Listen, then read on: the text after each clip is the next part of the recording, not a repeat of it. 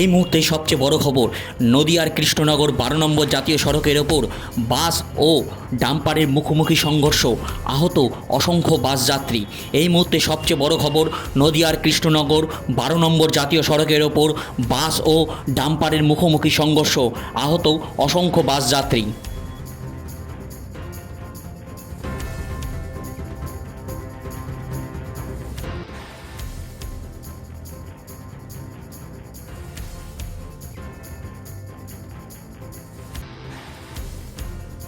শনিবার এমনই মর্মান্তিক পথ দুর্ঘটনাটি ঘটেছে নদিয়ার কৃষ্ণনগর 12 নম্বর জাতীয় সড়ক তারামা হোটেলের পার্শ্ববর্তী এলাকায়। স্থানীয় সূত্রে জানা যায়, এদিন সকালে কৃষ্ণনগর বাস স্ট্যান্ড থেকে নবদ্বীপ বাবলারিগামী ওই যাত্রীবাহী বাসটি রাস্তার উল্টো দিক থেকেই আসছিল। তখনই হঠাৎই ডাম্পারের সাথে মুখোমুখি সংঘর্ষ হয়। ঘটনাস্থলে গুরুতর আহত হয় অসংখ্য বাসযাত্রী। খবর পেয়ে ঘটনাস্থলে যায় কোতোয়ালি থানার পুলিশ।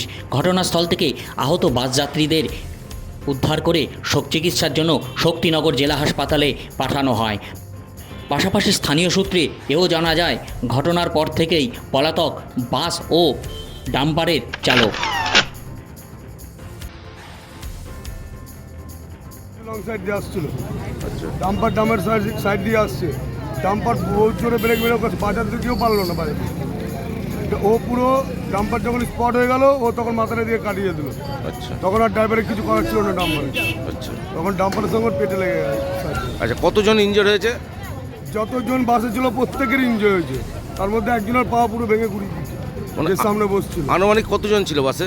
বাসে তাও অনুমানে গোটা 20 জন। আচ্ছা, এই বাসটা কোথা থেকে কোথায় যাচ্ছিল? এটা বাবলারি বাস, কৃষ্ণনগর বাস স্ট্যান্ড থেকে আসছিল। এই জায়গাটার নাম কি? এটা টার্গেট তারামার সামনে। আচ্ছা, আপনার নাম? মানুষ।